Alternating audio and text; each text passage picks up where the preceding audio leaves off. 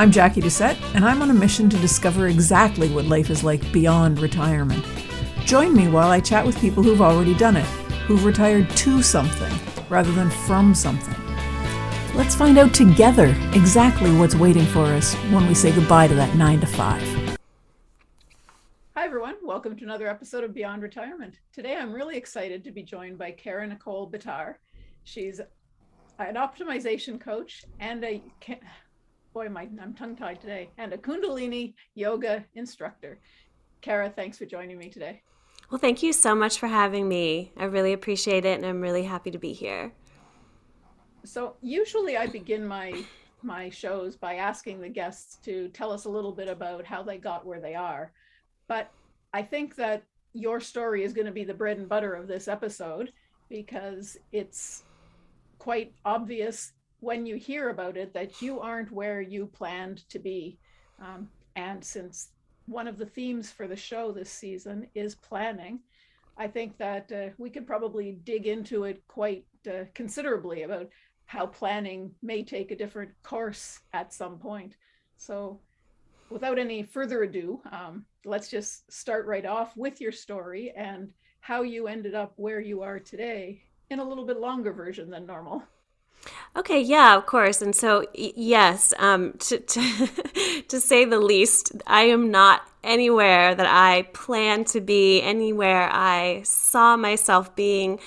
What my life is now, I had no idea that my life was going to be like this. So I think this is really perfect for this kind of concept of planning.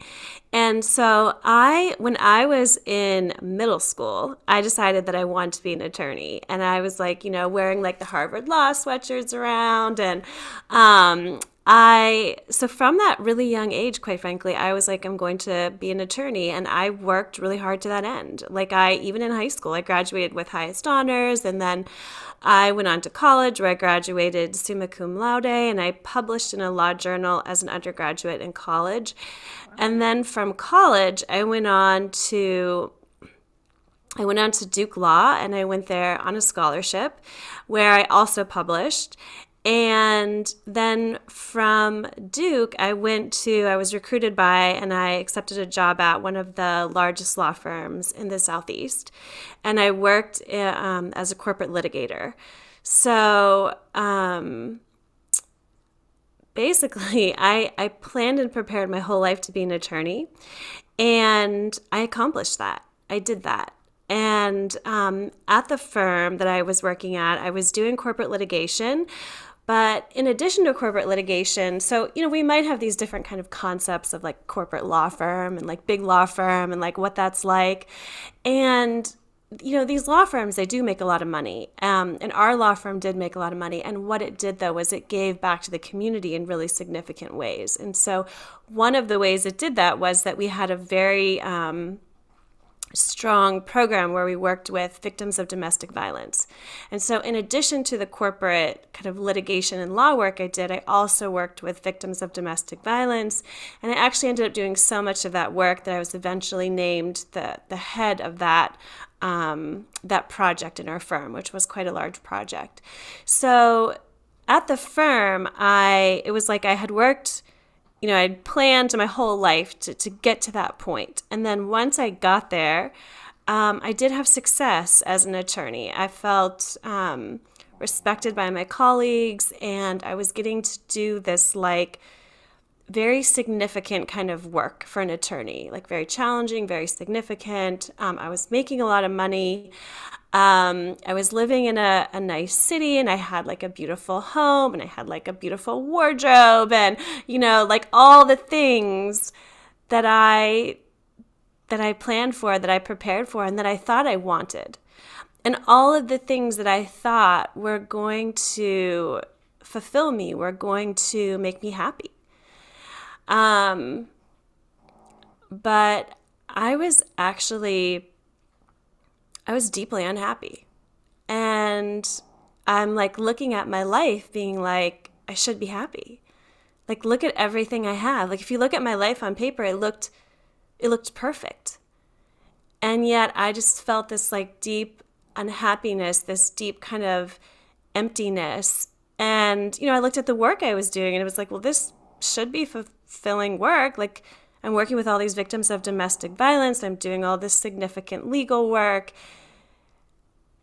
And it was just like, I felt so deeply unhappy. And the thing was, is like, I didn't know why.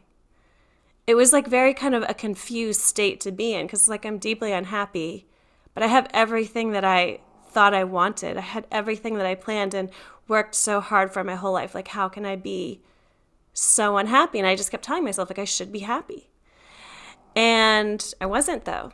And so eventually, it took me a number of years, but eventually I did leave that job.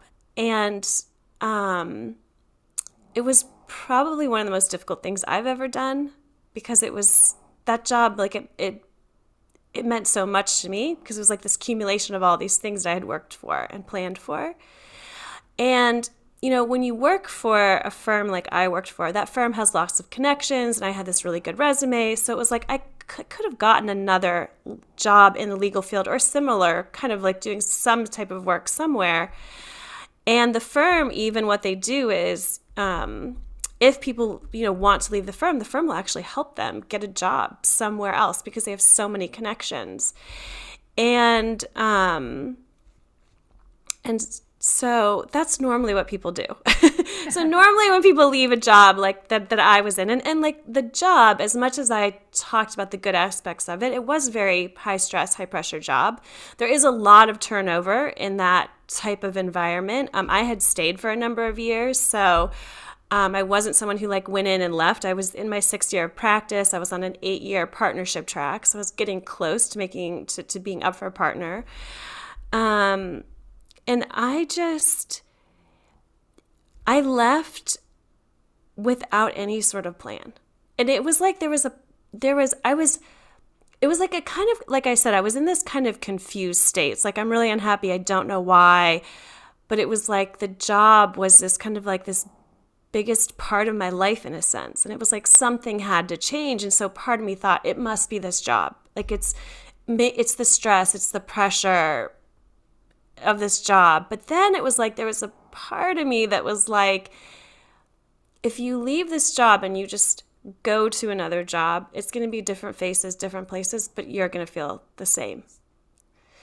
So it was like I was kind of in this state of not entirely kind of, it's not like I had this like great clarity, but there was this part of me that knew that like me changing this job that's not the answer. And so I did something that, quite frankly, I don't know if anybody in that firm has ever done or would ever do. But I left. I just left that job, and I left without any sort of plan as to what I was going to do, as to what my future was going to hold. So when that happened, how did you feel the next morning when you just didn't have a job to go to? Yeah. So, I mean, of course, it didn't happen like overnight. I gave notice. I was there for Of like a course. month after I gave notice and whatnot. But so a couple interesting things happened, things that I was not anticipating to happen. Again, like I said, I'm in this kind of, I don't have complete clarity here as to what's going on. So part of me thinks like, I'm going to leave this job, right? And this pressure and this stress is going to go away. And, give me 2 weeks away from this stress and pressure, and like, I'll figure things out. And let me tell you, that was nothing close to what happened. So after I left the job, what ended up happening was I realized very quickly that I was my health was not in a good state. And it was so fascinating. It was like I went from operating at this really high level. And then once that job went away, which it was a very kind of all-consuming job, once that went away, it was like I just completely crashed. And what happened, I mean, I didn't realize at the time, but like I had basically been operating on adrenaline for years. So when that adrenaline stopped, it was like I just like crashed. And it was like everything ached. It was like my whole body ached. I was so tired. It was like I felt like I couldn't drive anywhere. So to go from like operating at this super high level to being like, I don't even feel like I can drive somewhere was just, that was surprising to me. And just to have my body just feel so achy and so just, quite frankly, terrible. But then something even more surprising happened to me, which was that when that job went away. So you would think like, okay, I have a Duke Law degree. I worked at this, really kind of prestigious firm for a number of years. I have this really good resume. You'd think I'd be able to look back on all of that and be like, okay, I'm not doing that now, but I did it, right? And get some sort of level of like feeling good about myself from that. But what ended up happening was when that job went away, it was like every shred of like self-worth and value that I had, it just went right with it. It was like it didn't matter that I had done that stuff. It didn't matter that I had that. Like, it was like none of it mattered. I felt completely and utterly worthless. And so I'm feeling physically terrible, and I'm feeling mentally like and emotionally even worse. Wow. And that's, I think that's something that listeners can relate to, because they leave a job that they've done for their career and suddenly they feel like they're nothing. Mm-hmm. And we all know intellectually that's not true. So Mm-hmm. how do you recover from that? How do you talk to yourself and get yourself back into the hey, I'm a good person kind of thing? Yeah, so that's a great question. And so what I did was I didn't know how to do that, quite frankly. And I didn't actually I realized that I didn't believe that I really had any worth outside of these external things that I was doing. And so what I did was I just decided I'm going to give everything I have to getting answers. I'm going to give everything I have to getting my health back. I'm going to give everything I have to, understanding like what is going on. Why do I feel this way? Can I feel differently? And so that's what I did. Like everything I had, I mean, I made it like my full-time job. Like this was all I was doing. This was like what I was putting, like I had savings from my job. This is like what all my money went toward. This is what all my time went toward. And so what I did is I just started like researching and reading and taking different like workshops and classes and working with different practitioners and healers. And I also trained in a number of modalities myself after like I kind of was introduced to the modality. Then I went and trained in it so I could learn more about it. And that is what I did. And I did that for a year and a half straight. Wow. And after a year and a half, if I thought I was shocked before, let me tell you, after a year and a half, I was more shocked because I felt like my health was in a worse place than it was after a year and a half. And I felt worse. I did not feel better. And it was like the more I was removed from that job, it was like the worse I felt in a sense. And it was like nothing that I did was really changing that.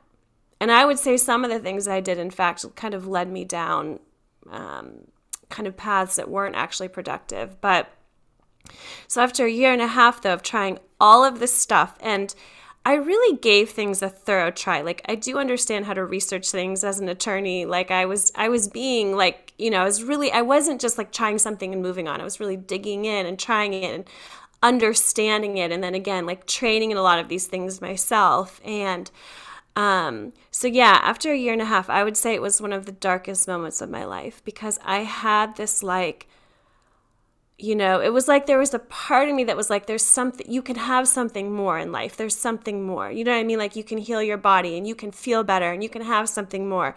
But then it was like after a year and a half of doing this, I was just like, oh my goodness, what I'm searching for doesn't exist. Like this is just what life is. Like it's just not that great. You know what I mean? It's just this like, I remember when I was working, I had this conversation with one of my colleagues and I was like, are you like excited to get up in the morning? Are you like, like, does this work really energize you? And I quite frankly, I thought his answer would be like, yes. But his answer was like, no. He was just like, but this is what life is. It's not great. Like, yeah, we do a bunch of things that we don't want to do, and we do a bunch of things that we don't really like doing. But we have it better than most because we make a lot of money, and I mean, and this, but it's like, this is just what life is. And I mean, this was an individual too, highly educated. I mean, he went to Harvard. Like he was just like very successful at what he did. And I quite frankly was shocked by his answer. You know what I mean? But I'm having these moments after this year and a half of doing this, where I'm like, oh my goodness. Like he might have been right. Like this might be what life is. Do you know what I mean? And but even though I felt that way, and even though my experience hadn't shown me that life could be different, because at that point my experience hadn't changed, my experience hadn't gotten better, there was this part of me that was like, keep going, keep trying stuff. Because at that point, like a year and a half removed from my job, like I could have gotten another job. I could have just gone back into the profession. Like it wouldn't have been a big deal. But there was this part of me that was like, no, keep going. And so I did. And I kept trying different things. And one day I tried a Kundalini Yoga class. I didn't know what Kundalini Yoga was. I had done yoga for years, but I'd never heard of Kundalini Yoga. And so I took this class, and after that class, I felt different. And so then I took more classes. And the more classes I took, the better and the better I felt. And the aches and the pains in my body started going away. And I started to feel energized. But more than that, like I started to feel this like internal sense of like worthiness, this kind of internal sense of value. And so finding this practice was a turning point for me. My journey like continued after that, but finding that practice, that was this point in this kind of whole thing that was a turning point for me. This was like it was like the kind of the like, oh my goodness, I can feel different. My body can feel different. I have this internal sense of like, I have this worth, this value that comes just from me being me, not from these things that I'm doing.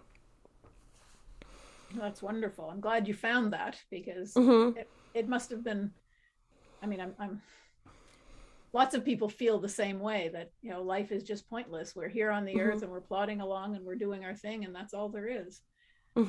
Like your coworker who thinks that, hey, we've got it better than most, so this is good. Yeah.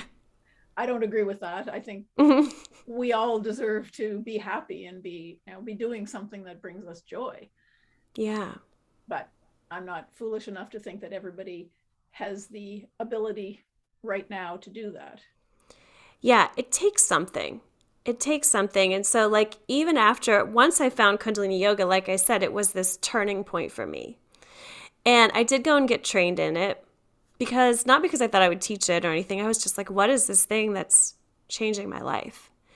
And once I trained in it, I understood more, oh, this is why it's having this impact on me. And then the more I did it, it was like the more clear-minded I got, the more inspired I felt. And then from that place, I was able to like look back on all of the things I had done before and see, okay, why didn't these things work? Or if there was something in there that would work, why would that work? And then what I was able to do is I was able to see like, okay, how is it that I'm actually functioning here? Like what is actually going on with me? And how do I take myself to even greater levels of inspiration and energy and creativity and good feeling? And then I started to like experiment with that. And as I did that, my life transformed even more, to the point that I would say it was like every area, every aspect of my life, my relationships, my body, the way I feel, the way I look at life, everything then transformed. But it certainly took something to do that. It took an understanding, really, of who I was and how I functioned. And I know that most people are like, I know who I am and I know how I function. It's like, of course, like, you know what I mean? But I would actually say, actually think a lot of people actually don't. Because I think what I found in my experience was like, we're taught things about ourselves that are simply untrue. Like, we're taught, that we're not powerful. We're taught that we don't know. We're taught that we need to become something, as opposed to simply that we're here to express our own creativity that's innately ours. Like, I feel like we're very disempowered in a sense in what kind of general societal messaging is. And then there's a lot of other things that play into that. But what I would say is, like, if you're living in states of like low levels of joy, if you're living in states of low energy, if you're living in states where you're feeling depleted by life, I would say actually there is something going on there in terms of you really understanding you and how you function. And once I really started to understand, okay, this is who I am, and this is how I function, and this is how I'm structured to thrive in this experience, that's what really kind of brought forth this vast transformation in my life. And so from that transformation, is that how you decided, or when you decided to start your optimization coaching to help other people realize what you've got? Yes, that's exactly right. I was still at the point where I could have gone back to practice law, but I decided to do this because, one, I'm just absolutely passionate about it and in love with it. I feel like it is my creative expression in the world. But two, because to me, it is such a travesty that we have so many people who are just, oh my goodness, the talents within them, the geniusness within them, the love within them, the joy within them. Like, they could have a totally different experience of this experience. They could be in love with their lives. They could be in love with this experience. And it's like, we're each these unique beings. Like, there is no one who is like us. Like, we are each unique. And like, this is our opportunity in this time, in this space, in this experience, to have this experience of ourselves and to have this experience of this experience. And it's such a magnificent thing. And so, but so many people, it's just, to me, it's such a travesty that they're not experiencing that. They're living in these low levels of joy. They're living, a lot of times I would feel like I felt like almost like when I was an attorney, I felt like I was this kind of numbed out zombie in a sense. Like, I was just kind of going through the motions. It's like, people, how are you doing? Great. It's just like you're saying all the things, but you're not really feeling it. And oh my goodness, people can have such a different experience. It's available to everyone. It's available right here. It's available right now. And we don't have to live in these like low levels of joy. But at the same time, it's like, it doesn't benefit us when we do that, because like we're missing out. But I'd also say it doesn't benefit the world. Because when we're really living in what I would call the truth of who we are, when we're really living from our fundamental nature, we benefit ourselves and we benefit the world. That's really how we can benefit others. And it's so fascinating to me how we have this really kind of high bar for like what we want, in terms of like, I want to go to this like top institution, or I want to make all this money, or I want to have this, like, we have these high bars. But then when it comes to how we actually feel, I feel like we actually set pretty low bars. And we just accept these states of like kind of this low level joy, depletion, being stressed out, living in states of disease. It's like we accept these as normal. Like, these are not normal, meaning they're not our fundamental nature. They've been normalized for sure, but they're not normal. We can have such a different experience. And so that is what I want for people. I know it's possible. I mean, if I can have it, other people can have it too. So what do you suppose? What do you say people need to do? Should everyone go and join a Kundalini yoga class? Well, I will say I do think Kundalini Yoga is very beneficial, um, because of Kundalini Yoga is very dynamic and how it works the body and works the beingness. So it works on people's entire beingness. And so it is very beneficial. So I think Kundalini Yoga is great, and it really is for everybody. It's not just, we kind of have concepts of people who do yoga as being like, very stretchy and they can like do all the poses, and Kundalini Yoga isn't like that. It looks very different from the yogas that most people are used to seeing. And so I do think Kundalini Yoga is a wonderful thing to do. And I do teach classes, I do live stream them. And no matter what your fitness level, no matter if you've ever done athletic things before, none of it matters. And if you're super fit, you'll still be challenged by it. It will benefit you. It'll benefit your mind. It will benefit your emotions. It will benefit the body. At the same time, though, I think, do I think it's the only thing to do? No, I don't. I think it's highly, highly beneficial, though. I do really believe that the thing for people to do is really delving into knowing and understanding themselves. And so then it's a question of, well, what is really going to do that for people? And so, of course, coming from where I'm coming from, like I found things that did that for me and did them in very powerful ways. And so I think that that these things, the things that, worked for me, like those are the things I can say work. Do you know what I mean? So, and so they worked for me. And so, whereas other things didn't. And I was able to assess, one of the things that I feel like I do offer to people is I've tried so many things that haven't worked. Do you know what I mean? It's like there's a level of being able to assess, okay, what does work, what doesn't work, and why. And so yes, I do believe in Kundalini Yoga, but I also I offer programs for people. I have a program called The Foundation, a program called Thoughts, and then I have coaching. And the coaching is part of all of the programs. And the other thing that's part of the programs, and in those programs, basically, I lay out very clearly, very effectively, and very efficiently. Like the first program, The Foundation, basically is who you are and how you function. It's a deep dive into understanding you. And I do that through recorded information. I do it through coaching with the person. I do it through Kundalini Yoga because they also get access to my classes. And I also customize it for them. So it's like, how does this fit into your lifestyle? And I also do it through these very unique readings that I came across, that I learned how to do because I found them to be so incredibly accurate and beneficial. And so as part of the program, you get a reading that sets forth your gifts, your talents, and how you are structured to thrive in this experience.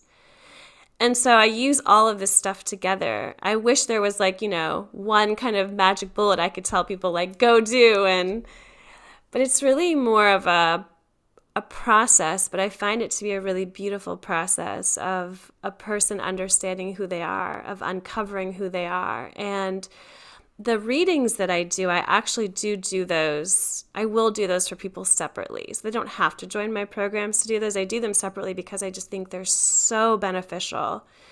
And I just love seeing people's response to the readings because it's such a beautiful thing. And then seeing how their life changes once they have them, because again, it's giving them this understanding of themselves. And I would say, we spend so much time in school and so much time training to do all these different things, but how much time do we really spend understanding ourselves, understanding who we are, how we function, what our gifts are, what our talents are, how we are structured to thrive? We're all structured differently.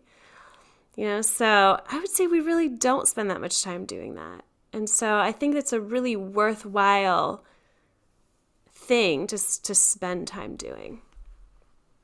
So going back to, you said you tried a lot of different things and you figured out what worked and what didn't work for you so that you can sort of figure out for people what might work.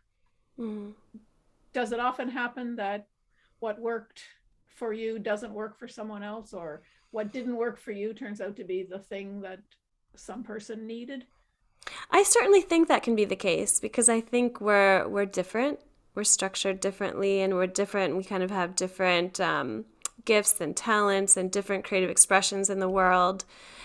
For instance, some people who work in those modalities that I use that didn't work for me, like I actually believe them working in those modalities is partly their creative expression in the world. So yes, I do think that we're different. And what I would say though, for people is, when you're trying to kind of navigate that, really look at like what's kind of resonating with you in a sense. Do you want to be like, what are you kind of feeling drawn to? What are you feeling like that might be the thing for you? Like what has really kind of piqued your attention or gotten your interest? Because like that's important.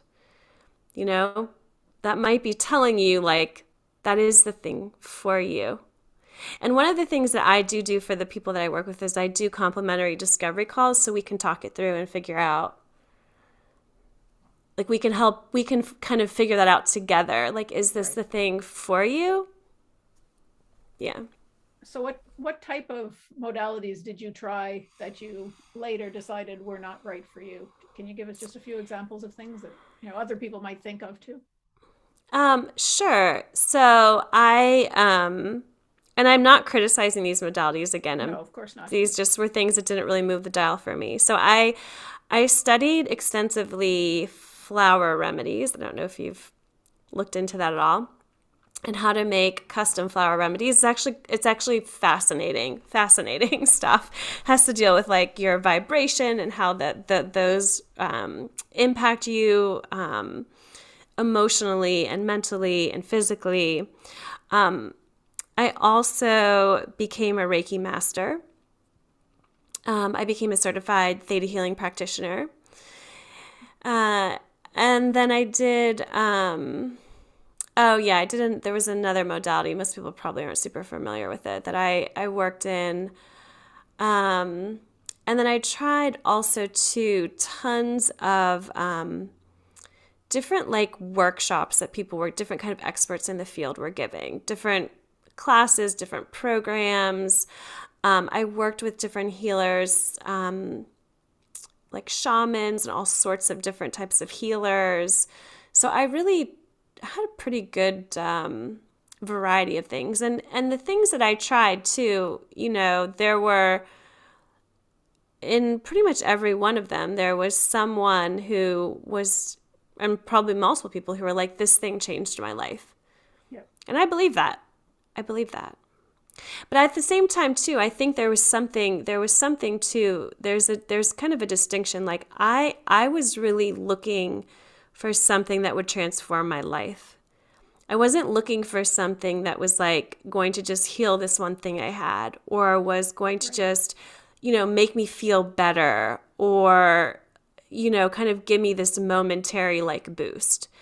I was looking for transformation, and I was looking to really understand that, how that, get that transformation and understand it. And so I do think, too, people come with different kind of, different things that they want. Like I wasn't just like, oh, I have this health issue. I just really want this health issue healed. Right. I wanted so much more than that. And the other thing too with me was, part of the reason I was so afraid to leave my job was I was like, what will I do if I leave this job? And because it wasn't like there was this thing that I was passionate about outside of my job that I wasn't doing. I didn't know that I had any passions in life. I didn't know that I had any innate creativity within me. So for me, like I was looking for, I want to heal my body. I want to, have this sense of, if it exists, like I want to know that I'm worthy. I want to know, do I have a passion in life? Like, is there some creative expression that is mine? Is there something that I'm in love with in life? I also wanted I wanted differences in my relationships. My relationships were fine. That's what I would say about them. They were fine. They weren't these things that just lit me and just moved me and just, there was so much that I was wanting. So, when you're coming to some of these modalities, it's like they can do certain things. There might be there might be some limitation though on what they can actually do. They can't do everything. They can't do everything, which is why I tried so many of them. Right? But at the same time, like, it is a certain level of like, well, what is the expectation for this particular modality? What can this particular modality do? And I will say another thing that, some of these things we don't actually know when we go into it. But, I do believe that we are innately very powerful beings. And one of the things that I really set forth in my programs is like, my programs aren't something that I'm giving people so that they have to kind of rely on me. It's quite the opposite. Like, it's really about you knowing and understanding you and the power that you hold so that you go off and be that. So I do think there's a distinction too between, one of the things that happened to me as I was engaging in those modalities was I felt dependent upon the people who were practicing them. And I felt dependent upon the modality in a sense. It wasn't about me being dependent on ultimately me. Right. So I do think, again, like there's kind of, so it's like I wanted, again, not totally knowing it, but like I wanted a level of like self-empowerment, not a level of I have to be dependent upon this modality and this practitioner. And again, there's value in doing things like that. It just depends on what you're looking for. And at some point, I think most people are looking for something that satisfies them. And what's going to satisfy you or a person depends entirely on what they're looking for. So it's kind of Absolutely. It might be something very simple that satisfies them, just giving to others, or it might be something that has to be much deeper and grow from inside to light them up. But I think everyone needs that. Or they're just going to be wandering around like a zombie, like you said, just going through life answering, yep, everything's good, everything's fine. And it's not. Fine isn't okay. Fine isn't. Like, why are we like, I love that you said, why are we accepting these kind of, it's again, I just feel like we're so kind of taught, it's the messaging is so kind of strong in our society that like, it's almost like if I can just get, if I make money, okay, that's good. You know what I mean? Like if I can just kind of, it's almost like, what are you trying to do? Make it to death as safely as possible? Like, no. Like this is about living. This is about reveling in this experience. This is about reveling in your magnificence and your creativity. And I will tell you, from someone who I did not think that I was like held within me like a creativity and like a, everybody does. Everybody does. And it's something that you can just really just revel in. It's just such an incredible thing. There's so much for people. And the thing is, it's so much closer than they think because they're really holding it inside of themselves. It's just a matter of knowing that it's there and like knowing how to bring it forth. And then their life it can transform. So for one final word to people who have planned their life and figure that it's over now, what's your word of advice to them? Oh, wow. So people have planned their life and they now think it's over. They've planned their life, they've done everything, and now they've come to the end of that plan. What else is there? Well, that's interesting. There's a number of things there. So here's the thing. If someone is here in this experience, they're here for a reason. Like there's nothing that can be over if you're here, right? So you may have gone through and done what society told you is the thing to do, or the thing that, society has deemed as like the important thing. But the fact of the matter is, like, you're here. So why are you here? There's a reason, I promise you. There's something here for you. There's something here for you to experience. There's something here for you to do. 100% that exists. And so if you're here, like this concept of like, we do these things and then they're over, quite frankly, that's ridiculous. Like, you hold within you great knowing, great creativity, and great love. And there's so many different ways that can be expressed, but you are here for a reason. And I would say you're here to express the truth of who you are. You're not here to, go through this, like, first you do this, then you do this kind of society's kind of plan. Like, you're here to ultimately express the truth of who you are, the creativity that you hold, the intelligence that you hold, the knowing that you hold, the uniqueness that you hold. It's almost like it's like you're this unique, one-of-a-kind work of art that no one will ever be and no one has ever been. Like, you're here to express that. And when you express that, you benefit yourself and you benefit the world. That's perfect. Thank you, Kara. I think that is an excellent message to everybody. And if someone wanted to reach out to you and figure out what they're meant to express, how can they reach you? So the best way is through my website. It's www.karanicolebitar.com. So it's just my name. And on there, you can request a discovery session. I'm happy to, talk with people. I want people to do the thing that's really the thing for them. That's really what I want. And so we can talk about that.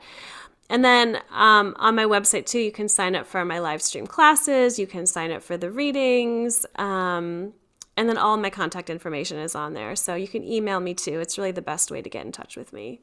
I'm also on Facebook and Instagram, but really my website has all of my information on it. Perfect. And I'll make sure it goes into the show notes so everyone can find it. Thank you very much for being with us today, Kara. I've really enjoyed it. And I'm sure a lot of people have got some illumination out of the things that have happened to you, and the fact that what we plan isn't necessarily what's going to happen. Mm-hmm. Absolutely. Well, thank you so much for having me. It was such a pleasure to be here.